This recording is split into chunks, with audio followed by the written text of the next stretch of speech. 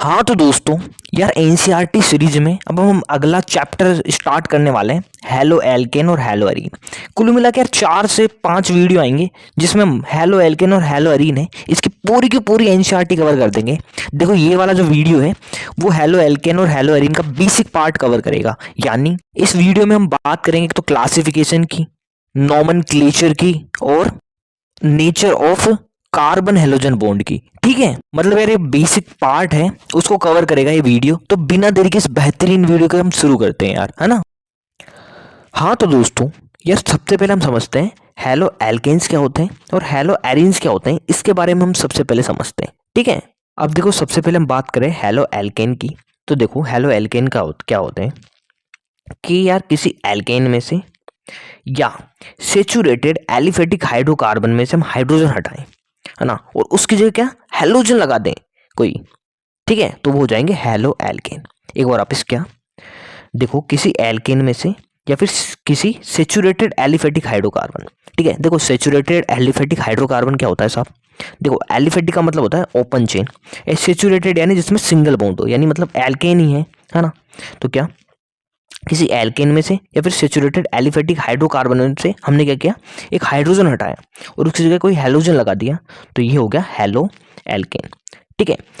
और इसका एक और नाम है एल्काइल हैलाइड। अच्छा, एल्काइल हैलाइड क्यों कहा हमने, देखो एल्काइल का मतलब क्या होता है, किसी एल्केन में से अगर हम किसी एल्केन में से हाइड्रोजन हटा दें तो वो हो जाता है क्या, एल्काइल, ठीक है। जैसे ये अब इसे हम बोलेंगे एल्काइल, ठीक है। और यहाँ देखो हमने क्या लगा दिया, उसकी जगह कोई हेलोजन लगा दिया, तो इसलिए इसका नाम होगा एल्काइल हैलाइड, ठीक है। जैसे हम यार इसकी बात करें, फॉर द एग्जांपल हम इसकी बात करें तो देखो ये है इथेन, ये एल्केन है, इसका नाम है इथेन। अब इथेन में से हम एक हाइड्रोजन हटा दें, ठीक है, तो देखो ये हाइड्रोजन हटा दिया, ये बचा, इसे हम बोलेंगे इथाइल, वाई एल आ जाएगा इसके बाद, है ना, इथाइल। और यहाँ हम एक क्लोरीन लगा दें तो इसका नाम हो जाएगा इथाइल क्लोराइड, इस तरह से, ठीक है जी। देखो मोटा मोटा हेलो एल्केन या फिर इसका एक और नाम है एल्काइल हैलाइड का मतलब क्या है कि हमने एल्केन में से या सेचुरेटेड एलिफेटिक हाइड्रोकार्बन में से हाइड्रोजन हटाया और उसकी जगह क्या होगा, हेलोजन आ गया, यानी हेलोजन ने इसका रिप्लेसमेंट कर दिया, तो इसे हम बोलेंगे हेलो एल्केन, ठीक है। अब देखो यार हेलो एरीन क्या हो जाएगा, देखो एरीन का मतलब क्या होता है, एरीन का मतलब है एरोमेटिक, ठीक है। तो यार अगर हम किसी एरोमेटिक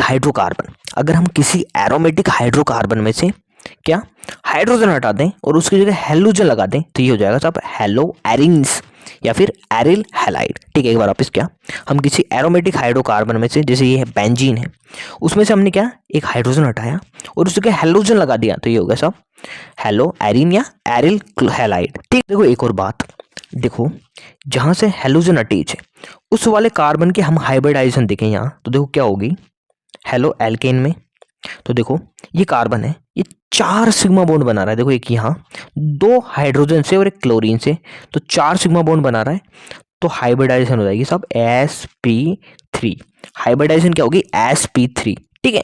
जहां हम देखें तो देखो ये कार्बन है, ठीक है ना। हेलो एरीन में हम देखें तो कार्बन है, एक इस वाले कार्बन से जुड़ा हुआ है, एक सिग्मा बॉन्ड इस वाले कार्बन से बना रहा है, एक इससे बना रहा है और एक इस हेलोजन से बना रहा है, ठीक है। तो कितने सिग्मा बॉन्ड हो गए, 3 सिग्मा बॉन्ड हो गए, तो देखो इसका हाइब्रिडाइजेशन हो गया sp2, ठीक है। तो यहाँ देखो कार्बन 4 सिग्मा बॉन्ड बना रहा था, यहाँ 3 बना रहा है, 4 बनाए तो यहाँ हाइब्रिडाइजेशन हो गया sp3, नीचे वाले में 3 बनाए यानी हेलो एरीन में 3 बनाए तो हाइब्रिडाइजेशन हो गया sp2, ठीक है जी।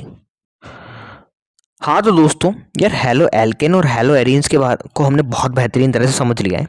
एनसीईआरटी की शुरू की 5-6 लाइनें भी बिल्कुल इसी के बारे में, यार अब पढ़ना बहुत ही आसान हो चुका है, हमने यार बहुत अच्छे से समझ लिया है। बस एक बार रीडिंग मारते हैं, आपको सब कुछ समझ में आ जाएगा, ठीक है, क्या लिखा हुआ है एनसीईआरटी में, ठीक है।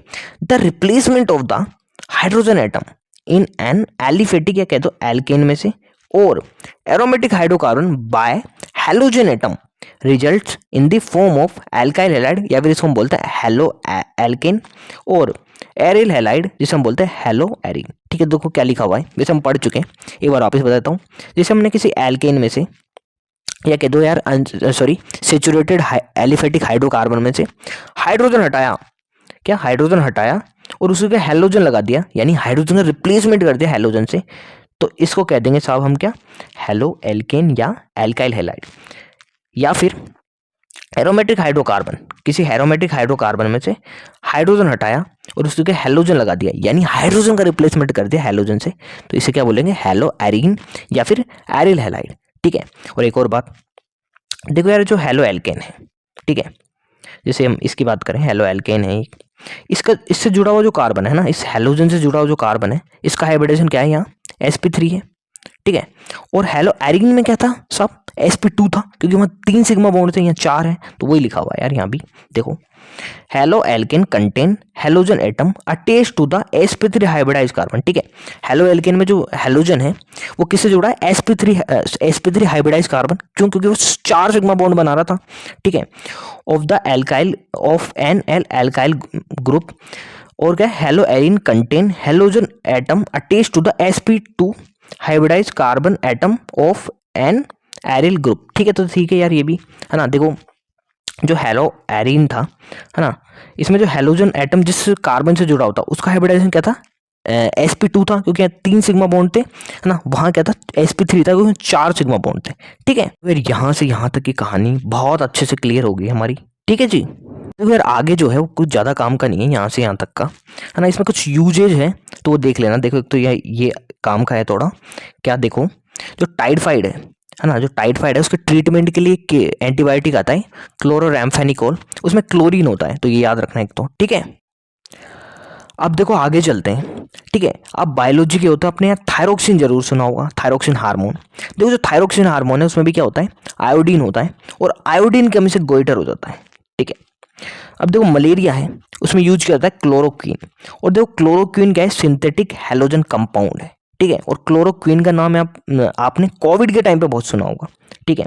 एक और हम बात करें, हेलोथेन है, उसका यूज किया जाता है एज ए एनेस्थेटिक, यानी देखो एनेस्थेटिक क्या होता है, सर्जरी के दौरान यूज किया जाता है ना, बॉडी को सुन्न करने के लिए। ठीक है। इस तरह से ये जो यूज है एक बार जरूर आप पढ़ लेना। ठीक है। अब यार हम आगे चलते क्लासिफिकेशन में। ठीक है। पहला जो क्लासिफिकेशन है वो बेस है नंबर पे, बेस पे, ये कंपाउंड में कितने हेलोजन एटम है इसके बेस पे। ठीक है। जैसे हम बात करें, अगर कोई हेलो एल्केन है उसमें एक हेलोजन एटम है तो इसे बोलेंगे मोनो हेलो एल्केन, 2 है तो डाई हेलो एल्केन, अगर किसी हेलो एल्केन में 3 हेलोजन एटम है तो इसे बोलेंगे ट्राई हेलो एल्केन। बहुत ही आसान है यार इस तरह से। ठीक है। अब हम बात करें हेलो एरीन की, तो अगर किसी कंपाउंड में, है ना, सॉरी, किसी हेलो एरीन में एक ही हेलोजन एटम है तो इसे हम बोलेंगे मोनो हेलो एरीन। अगर किसी हेलो एरीन में 2 हेलोजन एटम है तो डाई हेलो एरीन, 3 है तो ट्राई हेलो एरीन। तो यार इस तरह से बहुत ही आसान था ये तो, नंबर के बेस पे। ठीक है। मोनो डाई ट्राई लगाना है। ठीक है जी। अब देखो यार, जो मोनो हेलो कंपाउंड है इनको फर्दर क्लासिफाई किया गया है। ठीक है। अब देखो जैसे हम बात करें मोनो हेलो एल्केन की या एल्काइल हैलाइड की। ठीक है।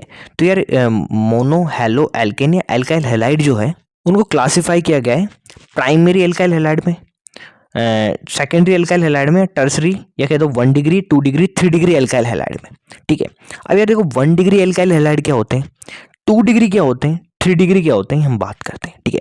देखो 1 डिग्री एल्काइल हैलाइड का मतलब है, प्राइमरी एल्काइल हैलाइड का मतलब है कि जो हेलोजन है, जो हेलोजन है वो जिस कार्बन से जुड़े हुए हैं वो 1 डिग्री कार्बन है तो हो जाएगा 1 डिग्री या प्राइमरी एल्काइल हैलाइड। एक बार आप इस क्या, 1 डिग्री एल्काइल हैलाइड क्या होते हैं कि देखो जो हेलोजन है वो जिस कार्बन से अटैच है, अगर वो 1 डिग्री या प्राइमरी कार्बन है, ठीक है, तो यार ये हो जाएगा क्या, 1 degree alkyl halide, primary alkyl halide. अब आपको ये सवाल होगा कि यार 1 डिग्री कार्बन क्या होता है, 2 डिग्री क्या होता है और 3 डिग्री क्या होता है, तो इसको समझते हैं पहले। ठीक है। देखो यार 1 डिग्री कार्बन क्या होता है कि कोई कार्बन है, अगर वो केवल एक ही कार्बन से जुड़ा हुआ है तो ये हो जाता है 1 डिग्री कार्बन। ठीक है।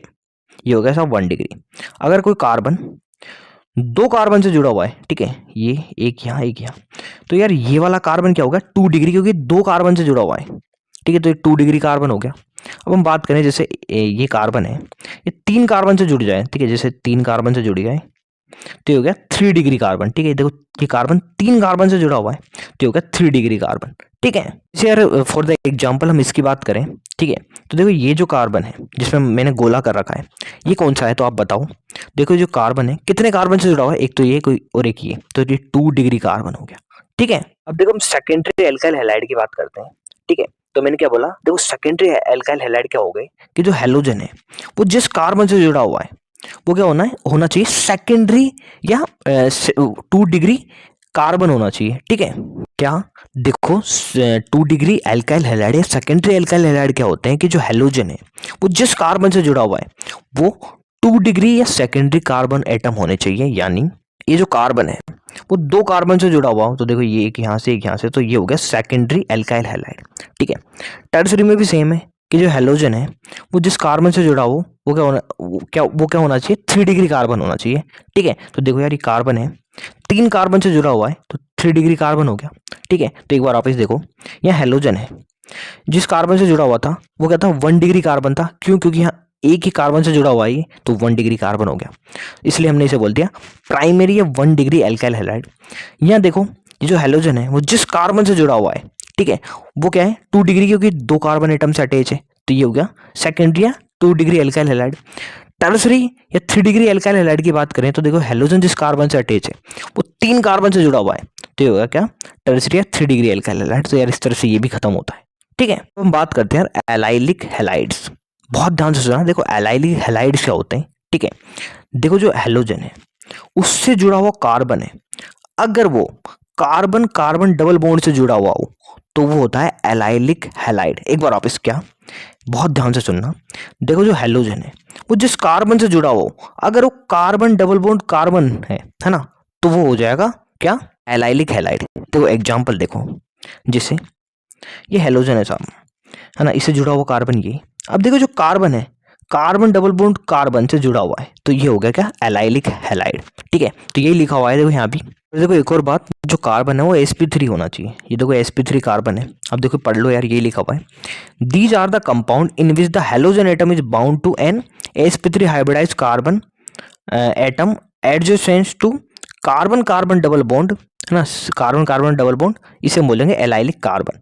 ठीक है, ऐसे कंपाउंड को बोल देंगे एलाइलिक हैलाइड। ठीक है, मतलब देखो एक बार वापस बताता हूँ, देखो जो हैलोजन है वो जिस कार्बन से जुड़ा हुआ हो, है ना, वो carbon carbon double bond carbon से जुड़ा होना चाहिए। ठीक है, तो इस कार्बन को तो बोल देंगे एलाइलिक कार्बन और इस पूरे कंपाउंड को बोल देंगे एलाइलिक हैलाइड। ठीक है, तो यहाँ भी देखो, देखो ये जो हैलोजन है वो जिस कार्बन से जुड़ा हुआ है वो कार्बन डबल बॉन्ड कार्बन से जुड़ा हुआ है यहाँ से, है ना, तो ये भी हो गया एलाइलिक कार्बन। ठीक है, ये तो हो गया एलाइलिक कार्बन और इसे हम बोल देंगे एलाइलिक हैलाइड। ठीक है, अब देखो हम बात करते हैं बेंजाइलिक हैलाइड की। अब हम बात करें बेंजाइलिक हैलाइड की, तो बहुत ही आसान, देखो ये क्या होते हैं, देखो जो हैलोजन है वो जिस कार्बन से जुड़ा हुआ हो, अगर वो एरोमेटिक स्ट्रक्चर से जुड़ा हो या बेंजीन से जुड़ा हो, तो ये हो जाता है साहब बेंजाइलिक हैलाइड। एक बार वापिस यार, बेंजाइलिक हैलाइड क्या होते हैं कि जो हैलोजन है वो जिस कार्बन से जुड़ा हो, अगर वो एरोमेटिक रिंग से जुड़ी हुई या बेंजीन से जुड़ी हुई हो,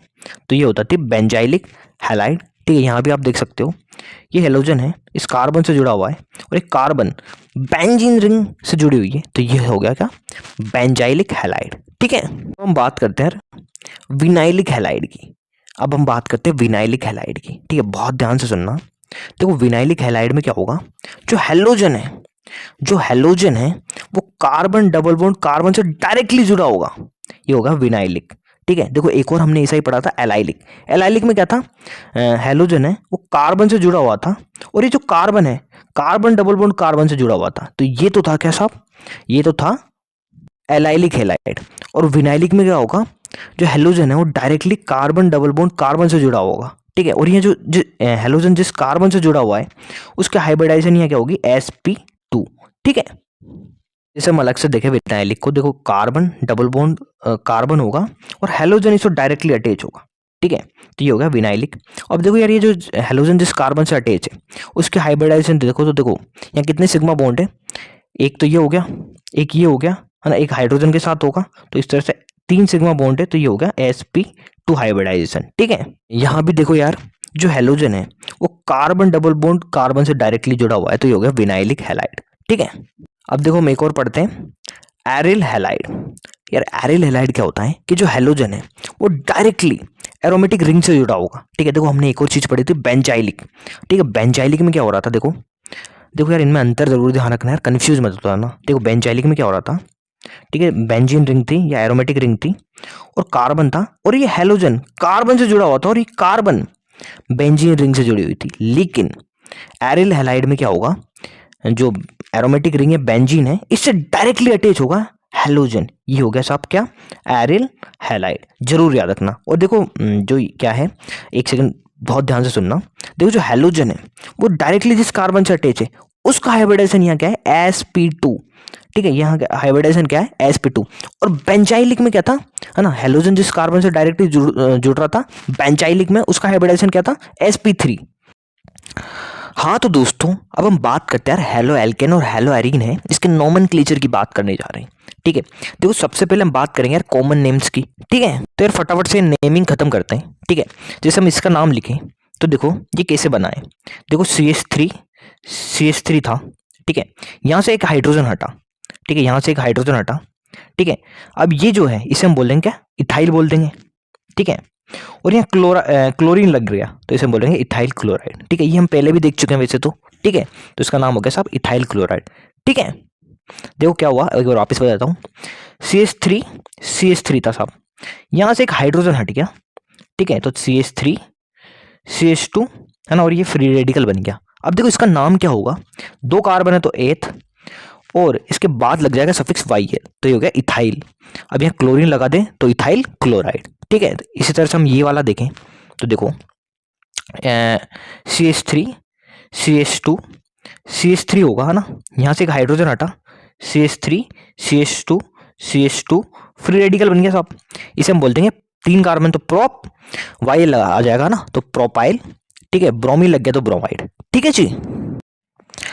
अब देखो यार एक बहुत इंपॉर्टेंट बात करने वाले हैं हम। ठीक है, अब हम देखें यार कब हमें आइसो लगाना है, कब हमें नियो लगाना है, इसकी हम बात करेंगे अब। ठीक है जी, पहले बात करते हैं यार आइसो की, बहुत ध्यान से सुनना। ठीक है, आइसो का यूज कब किया जाएगा, अगर सेकंड लास्ट कार्बन है ना, क्या देखो सेकंड लास्ट कार्बन पे अगर मिथाइल ग्रुप लगाओ, या फिर कह दो जो टर्मिनल कार्बन है उसके पास वाले कार्बन पे मिथाइल ग्रुप लगाओ, एक मिथाइल ग्रुप होना चाहिए। ठीक है, तो हम आइसो यूज करेंगे। ठीक है, देखो सेकंड लास्ट कार्बन क्या हो गया, ये लास्ट वाला हो गया, ये सेकंड लास्ट कार्बन हो गया, इस पे मिथाइल ग्रुप लगा है साहब, तो हम यहाँ प्रीफिक्स यूज करेंगे आइसो का। ठीक है, तो देखो नाम लिख दो यार, 3 कार्बन है साहब, 3 के लिए प्रोपाइल, क्लोरीन है तो क्लोराइड। ठीक है, और प्रीफिक्स लग जाएगा आइसो, क्यों, क्योंकि सेकंड लास्ट कार्बन पे एक मिथाइल ग्रुप है। या फिर कह दो यार ऐसे इन्वर्टेड एल जैसा आपको कहीं दिख जाए तो हम आइसो यूज करेंगे। ठीक है, जरूर याद रखना है, बहुत इंपॉर्टेंट है। ठीक है, अभी हम बात करें यार इसकी, तो देखो यहाँ भी है सेकंड लास्ट कार्बन, ये लास्ट हो गया, सेकंड लास्ट हो गया, इस पे एक मिथाइल ग्रुप लगा हुआ है। ठीक है, तो नाम क्या होगा साहब, 5 कार्बन है, सॉरी 4 कार्बन है तो ब्यूट, है ना, सफिक्स आएगा YL, क्लोरीन है तो क्लोराइड, है ना, और प्रीफिक्स लगा देंगे आइसो, तो नाम हो गया आइसो ब्यूटाइल क्लोराइड। ठीक है जी।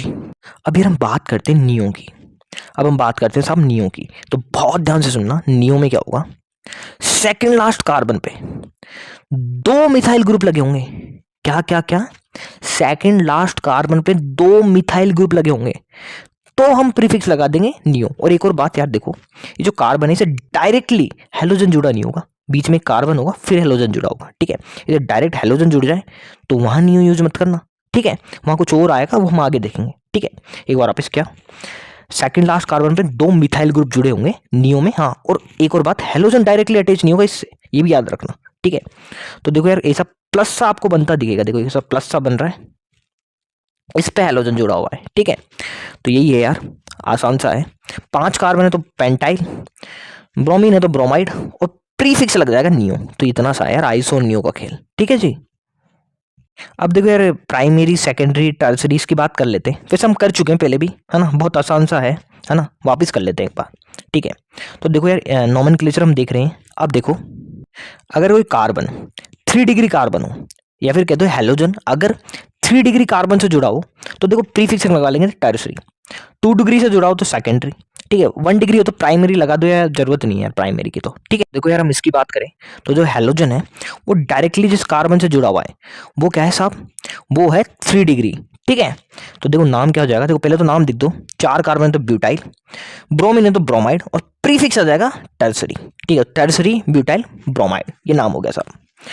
यहाँ हम देखें तो देखो हेलोजन जिस कार्बन से जुड़ा हुआ है, हेलोजन जिस कार्बन से जुड़ा हुआ है ना, वो क्या है 2 डिग्री कार्बन है, ठीक है। तो देखो 4 कार्बन है तो ब्यूटाइल, क्लोरीन है तो क्लोराइड, और प्रीफिक्स लग जाएगा सेकेंडरी, तो नाम हो गया सेकेंडरी ब्यूटाइल क्लोराइड, ठीक है जी। तो देखो मैंने आपसे कहा था अगर कि यहाँ अगर ब्रोमीन डायरेक्ट इससे जुड़ा हो तो ये नियो नहीं होगा, ये क्या हो जाएगा, देखो यहाँ डायरेक्टली जुड़ा हुआ है, ये देखो ब्रोमीन यहाँ से, तो इसका नाम नियो मत कर देना भाई, ठीक है। या देखो इसका नाम हो जाएगा टर्सरी ब्यूटाइल ब्रोमाइड, ठीक है। टर्सरी और नियो में अंतर जरूर याद रखना। देखो नियो में क्या होगा, कार्बन है, सेकंड लास्ट कार्बन पे 2 मिथाइल ग्रुप होंगे और फिर इससे कार्बन जुड़ा होगा, डायरेक्टली हेलोजन जुड़ा नहीं होगा, है ना, और इसे प्लस सा बनता दिखेगा आपको नियो में तो। और टर्सरी में क्या हो जाएगा, ये कार्बन नहीं होगा, बीच में डायरेक्टली हेलोजन से जुड़ा होगा, वहां लिख देंगे हम टर्सरी, ठीक है, क्योंकि देखो कार्बन है 3 डिग्री है तो टर्सरी, ठीक है, फिर ब्यूटाइल ब्रोमाइड, ठीक है। अब देखो यार हम आगे बहुत इंपॉर्टेंट बात करने वाले हैं यार, ये दोनों एग्जांपल बहुत बहुत इंपॉर्टेंट है। जैसे हम बात करें जैसे CH3 है साहब, इससे हमने ए वाले कार्बन जा, उससे हमने एक हाइड्रोजन हटा दिया, तो यार ये CH3 CH2 ये फ्री वैलेंसी बची, इसे हम बोलेंगे क्या, इथाइल, ठीक है, इसे हम बोल देंगे इथाइल, ठीक है। बहुत आसान है यार ये तो, है ना। अब देखो हमने क्या किया, इसी कार्बन से एक और हाइड्रोजन हटा दिया, तो हुआ क्या यार, ये 2 फ्री वैलेंसी बन गई, इसे क्या बोलेंगे यार, ये बहुत इंपॉर्टेंट है, इसे हम बोलेंगे क्या, इथाइलिडीन, इसे हम बोलेंगे इथाइलिडीन, बहुत इंपॉर्टेंट, ठीक है, इथाइलिडीन कह देंगे इसे, ठीक है। एक बार वापस बताता हूँ, देखो CH3 था, अब देखो हमने इसे एक हाइड्रोजन हटाया और ये एक फ्री वैलेंसी बची, इससे तो हमने बोल दिया था इथाइल। अब क्या किया यार, इसी कार्बन से एक और हाइड्रोजन हटा दिया और 2 फ्री वैलेंसी बन गई यहाँ, इसे हम बोलेंगे इसे क्या बोलेंगे, इथाइलिडीन, ठीक है, जरूर याद रखना, ठीक है। अब देखो यार ये मान लो कोई भी हेलोजन लग जाए, जैसे क्लोरीन लगा दे, है ना, तो इसका नाम हो जाएगा इथाइलिडीन क्लोराइड, ठीक है। अब देखो एक और पॉसिबिलिटी आती है, अगर हम CH3 है, दोनों से एक एक हाइड्रोजन हटा दें, ठीक है, दोनों से एक एक हाइड्रोजन हटा दें, तो इसे क्या बोलेंगे, अब इसे बोलेंगे हम इथाइलीन बोलेंगे, तो जरूर याद रखना इथाइलिडीन क्या है और इथाइलीन क्या है, ठीक है। इथाइलीन में क्या हो रहा है साहब, 2 अलग अलग कार्बन से, ठीक है, 2 मतलब 2 पास पास वाले कार्बन से हम हाइड्रोजन हटा रहे हैं और दोनों पे एक एक फ्री वैलेंसी बन गई, ठीक है। और इथाइलिडीन में क्या हो रहा है, एक ही कार्बन से 2 हाइड्रोजन हटा रहे हैं, यानी 2 फ्री वैलेंसी बन रही है, तो ये हो गई इथाइलिडीन और ये हो गया इथाइलीन, ठीक है। तो देखो यहाँ क्या हुआ था, देखो 2 कार्बन था, यहाँ से 2 हाइड्रोजन हटे और 2 क्लोरीन लग गए, तो इसका नाम क्या हो जाएगा, इथाइलिडीन क्लोराइड, इसका नाम हो जाएगा इथाइलिडीन क्लोराइड, और इसे हम एक और नाम कहते हैं जेम डाई हैलाइड, ठीक है। यहाँ हम देखें, देखो यहाँ क्या हुआ, 2 कार्बन थे, ठीक है, 2 पास पास वाले कार्बन से हाइड्रोजन हटा और यहाँ क्लोरीन आ गया, यहाँ क्लोरीन आ गया, तो इसका नाम क्या हो जाएगा, इथाइलीन डाइक्लोराइड, ये हो गया इथाइलीन डाइक्लोराइड, और ये क्या था, इथाइलिडीन क्लोराइड, ठीक है। अब देखो इसका एक और नाम है, इसे हम जेम डाई हैलाइड भी कहते हैं और इसे हम विस डाई हैलाइड भी कहते हैं, ठीक है। तो आप यार इसको इस तरह से भी याद रख सकते हो कि देखो यहाँ जेम यानी दोनों क्लोरीन यहाँ जाम हो गए, यहाँ जम गए, और विस क्या होता है, फेल जाता है, तो यहाँ क्लोरीन फेल गए दोनों कार्बन एटम पे, ठीक है।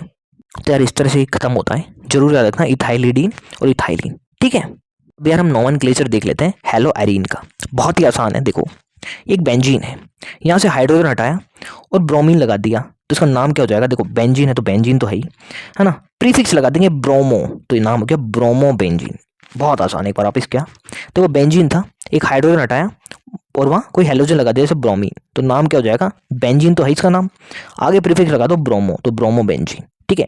तो देखो यार ये है ब्रोमो बेंजीन है, ठीक है। अब हम क्या करते हैं, मेटा से, ठीक है, मेटा से हमने एक हाइड्रोजन हटा दिया और ब्रोमीन लगा दिया, देखो यहाँ से हाइड्रोजन हटाया और यहाँ ब्रोमीन लग गया, तो अब नाम क्या हो जाएगा, देखो नाम हो जाएगा मेटा डाइब्रोमो बेंजीन, ठीक है। अब यार आपको पता है ना मेटा क्या होती है, देखो बता देता हूँ, मेटा और पैरा क्या होती है। देखो यार जो कार्बन है ना, जिससे डायरेक्टली कोई फंक्शनल ग्रुप जुड़ा हुआ है, जैसे ये है, ये कार्बन है, इससे डायरेक्टली एक फंक्शनल ग्रुप जुड़ा हुआ है ब्रोमीन, उसका पास वाला जो कार्बन है, उसके पास वाले ये और ये इसके पास वाले कार्बन है, इसको हम बोलेंगे ऑर्थो, ठीक है। इससे आगे वाले जो कार्बन है ये दोनों, इसे हम बोलेंगे मेटा, और सबसे लास्ट में जो कार्बन है ये वाले, इसे हम बोलेंगे पैरा, ठीक है। तो यार ये हो गए ऑर्थो, ये हो गए मेटा और ये हो गया पैरा, ठीक है। तो हमने क्या किया ना, जो मेटा था वहां से हाइड्रोजन हटाई और ब्रोमीन लगा दी, इसका नाम हो जाएगा मेटा डाई ब्रोमो बेंजीन, ठीक है। पैरा से हटा देते और वहाँ ब्रोमीन लगा देते तो नाम क्या होगा, पैरा डाइब्रोमोबेंजीन। ठीक है, अब देखो हम आगे एक और काम करते हैं। ये जो पोजीशन है, यहाँ से हाइड्रोजन हटाते हैं और ब्रोमीन लगा देते हैं, तो देखो इसका नाम क्या हो जाएगा, इसको हम बोल देंगे सिमेट्रिकल ट्राइब्रोमोबेंजीन। ठीक है, ये हो जाएगा सिमेट्रिकल ट्राइब्रोमोबेंजीन। ठीक है, तो यार इस तरह से इनके भी कॉमन नाम खत्म होते हैं। ठीक है जी। अब देखो यार हमने कॉमन नेम तो सबके सब देख लिए है ना, और आईयूपीएसी नेम के लिए यार मैं आपसे बोलूँगा कि हमने आईयूपीएसी नोमेनक्लेचर के लिए एक अलग से वीडियो बना रखी है, तो वो देख लेना। बाकी थोड़ा बहुत हम यहाँ भी देख लेते हैं। ठीक है, जैसे यार आईयूपीएसी नेम कैसे लिखते हैं हम, पहले मेन कार्बन चेन चुनते हैं। तो देखो ये मेन कार्बन चेन होगी इसकी। ठीक है, इसमें 3 कार्बन है तो 3 को हम बोलते हैं प्रोपेन। ठीक है, प्रोप बोलते हैं 3 को। ठीक है, एल्केन है तो एन आ जाएगा तो प्रोपेन। ठीक है, अब देखो इसमें जो सब्स्टिट्यूट है या साइड चेन है वो क्या है, ब्रोमीन। और पोजीशन देखिए 1 2 3, तो 1 पे है ब्रोमीन है ना, तो नाम हो जाएगा 1 ब्रोमो प्रोपेन। ठीक है, अब यार इसकी बात करें हम, तो देखो यार मेन कार्बन चेन लिख देते हैं 1 2 3 इस तरह से होगी। ठीक है, सेकंड पोजीशन क्या आ रहा है, क्लोरीन। ठीक है, तो देखो मेन कार्बन चेन में 3 कार्बन है तो प्रोप एल्केन है तो प्रोपेन। 2 पे आ रहा है क्लोरीन तो नाम हो जाएगा 2 क्लोरोप्रोपेन। ठीक है, यहाँ भी हम देखें तो देखो मेन कार्बन चेन ये हो जाएगी। ठीक है, नंबरिंग करें 1 2 3। ठीक है, तो देखो 2 पे आ रहा है मिथाइल, 1 पे आ रहा है क्लोरो, तो देखो नाम क्या हो जाएगा 1 क्लोरो 2 मिथाइल प्रोपेन। ठीक है, कैसे लिखा हमने देखो एक बार वापस बताता हूँ। मेन कार्बन चेन में कार्बन है 3 तो प्रोप, एल्केन है तो प्रोपेन है ना। आगे हम लिखते हैं साइड चेन, तो देखो सेकंड पे आ रहा है मिथाइल, फर्स्ट पे आ रहा है क्लोरो तो 1 क्लोरो 2 मिथाइल प्रोपेन। बाकी यार मैं आपसे कहूँगा आईयूपीएसी नेम सीखना बहुत बहुत जरूरी है यार, एक अलग से वीडियो बनाए वो वाली देख लो यार, है ना। हाँ तो दोस्तों अब हम बात करते हैं nature of carbon halogen bond की। ठीक है, अब हम बात करने जा रहे हैं यार nature of carbon halogen bond की। ठीक है, देखो यार जो कार्बन और हैलोजन का बॉन्ड है, इसमें देखो यार एक इलेक्ट्रॉन पेयर है। ठीक है, ये इलेक्ट्रॉन जो पेयर है, ठीक है, अब देखो इसमें क्या है, एक इलेक्ट्रॉन कार्बन का और एक हैलोजन का है। ठीक है, अब देखो जो हैलोजन होता है वो ज़्यादा इलेक्ट्रोनेगेटिव होता है और जो कार्बन है वो कम इलेक्ट्रोनेगेटिव है। इसलिए जो हैलोजन है, ये जो हैलोजन है, ये जो इलेक्ट्रॉन पेयर है, सैड इलेक्ट्रॉन पेयर जो है इसको अपनी तरफ खींचता है। ठीक है, ये जो इलेक्ट्रॉन पेयर है इसको अपनी तरफ खींचेगा, जिससे क्या है हैलोजन में पार्शियल नेगेटिव चार्ज आ जाता है और कार्बन में पार्शियल पॉजिटिव चार्ज आ जाता है। ठीक है, इसलिए यार जो कार्बन और हैलोजन का बॉन्ड होता है वो पोलराइज होता है। ठीक है, एक बार वापस में बता देता हूँ। देखो कार्बन और हैलोजन है, ये देखो एक इलेक्ट्रॉन पेयर है, शेयर कर रहे होंगे ये। ठीक है, अब देखो हैलोजन का में क्या है, ईएन ज़्यादा हैलोजन की, तो ये क्या है इलेक्ट्रॉन पेयर जो है इसको अपनी तरफ खींचेगा। इसलिए क्या है हैलोजन है इसे पार्शियल नेगेटिव चार्ज आ जाएगा, और जो कार्बन है इससे दूर हो रहे हैं इलेक्ट्रॉन पेयर, तो इस पर क्या है पार्शियल पॉजिटिव चार्ज आ जाता है। इसलिए यार ये जो बॉन्ड है वो भी पोलर होता है। ठीक है, देखो यार यहाँ भी पढ़े तो यही लिखा हुआ है, हैलोजन एटम है वो ज़्यादा इलेक्ट्रोनेगेटिव है कार्बन से, जिससे क्या है यार जो कार्बन हैलोजन बॉन्ड है इसमें क्या है पोलरिटी डेवलप होगी। यहाँ पार्शियल पॉजिटिव चार्ज आ गया कार्बन पे, यहाँ पार्शियल नेगेटिव चार्ज आ गया। ठीक है, तो देखो यही है, कार्बन पे पार्शियल पॉजिटिव और हैलोजन पे पार्शियल नेगेटिव चार्ज आ गया। ठीक है, अब देखो जो फ्लोरीन क्लोरीन ब्रोमीन और आयोडीन है, तो देखो ऊपर से हम नीचे जाते हैं तो क्या है साइज बढ़ती जाती है। ठीक है, तो देखो फ्लोरीन की ज़्यादा है, फिर सॉरी फ्लोरीन की कम है, फ्लोरीन से ज़्यादा क्लोरीन की है, फिर ब्रोमीन और आयोडीन की सबसे ज़्यादा साइज होती है। ठीक है, तो देखो यार क्या है साइज बढ़ती जा रही है। देखो कार्बन तो वही है ना, फ्लोरीन आया क्लोरीन की ओर बड़ी हुई, ब्रोमीन की ओर बड़ी और आयोडीन की तो सबसे बड़ी है। तो देखो यार इनके बीच की जो डिस्टेंस है, ठीक है, वो भी बढ़ती जा रही है। कार्बन फ्लोरीन है, देखो इनके बीच की डिस्टेंस कम है। कार्बन क्लोरीन क्लोरीन बड़ा हो गया तो ज़्यादा हो गई डिस्टेंस, और कार्बन ब्रोमीन में यार डिस्टेंस और बढ़ गई, और कार्बन आयोडीन में तो बहुत ज़्यादा बढ़ गई डिस्टेंस। ठीक है, तो इसलिए जो बॉन्ड लेंथ है सबसे ज़्यादा बॉन्ड लेंथ हो जाएगी कार्बन और आयोडीन में। ठीक है, कार्बन आयोडीन बॉन्ड की बॉन्ड लेंथ सबसे ज़्यादा हो जाएगी, फिर ब्रोमीन की, फिर कार्बन ब्रोमीन की, फिर कार्बन क्लोरीन की, और सबसे कम होगी कार्बन फ्लोरीन की। क्यों, देखो फ्लोरीन सबसे छोटा होता है, इसलिए कार्बन और फ्लोरीन की क्या है बॉन्ड लेंथ सबसे कम है। ठीक है, सबसे ज़्यादा आयोडीन की, फिर कार्बन ब्रोमीन की, फिर कार्बन क्लोरीन की, और सबसे कम कार्बन फ्लोरीन की। ठीक है, अब बात करें यार बॉन्ड एंथैल्पी की, तो देखो यार बॉन्ड तोड़ना सबसे आसान कहाँ होगा। देखो कार्बन और आयोडीन में जो डिस्टेंस इनके बीच की वो बहुत ज़्यादा है, या कह दो कार्बन आयोडीन का बॉन्ड है उसकी लेंथ ज़्यादा है, तो यार इसको तोड़ना आसान होगा। कार्बन फ्लोरीन की लेंथ कम है तो इसको तोड़ना बहुत मुश्किल होगा। इसलिए जो बॉन्ड एंथैल्पी है सबसे ज़्यादा है कार्बन फ्लोरीन की, फिर कार्बन क्लोरीन की, फिर कार्बन ब्रोमीन की, और सबसे कम होती है कि इसमें कार्बन आयोडीन के, इसको आसानी से तोड़ा जा सकता है। ठीक है, बहुत बड़ा है, बड़ी चीज़ को आसानी से तोड़ा जा सकता है, जैसे जैसे उसकी साइज छोटी होगी उसको तोड़ना मुश्किल हो जाएगा। ठीक है, तो सबसे ज़्यादा बॉन्ड एंथैल्पी है साहब कार्बन फ्लोरीन बॉन्ड की, फिर कार्बन क्लोरीन की, कार्बन ब्रोमीन की और फिर कार्बन आयोडीन की। ठीक है, अब देखो हम बात करते हैं डाइपोल मोमेंट की, और यही सबसे इंपॉर्टेंट है यार, सबसे इंपॉर्टेंट है डाइपोल मोमेंट। देखो जो डाइपोल मोमेंट है उसका फॉर्मूला होता है Q इंटू डी। ठीक है, Q इंटू डी। ठीक है, ये होता है डाइपोल मोमेंट का फॉर्मूला। ठीक है, अब देखो फ्लोरीन जो है, फ्लोरीन, क्लोरीन, ब्रोमीन और आयोडीन, यहाँ सबसे ज्यादा ईएन है फ्लोरीन की, तो यार ईएन सबसे ज्यादा है, तो इलेक्ट्रॉन पेयर जो है इसको सबसे ज्यादा यही अट्रैक्ट कर रहा होगा, अपनी तरफ खींच रहा होगा, तो सबसे ज्यादा चार्ज डेंसिटी भी फ्लोरीन पे है, फिर क्लोरीन पे, फिर ब्रोमीन पे, फिर आयोडीन पे।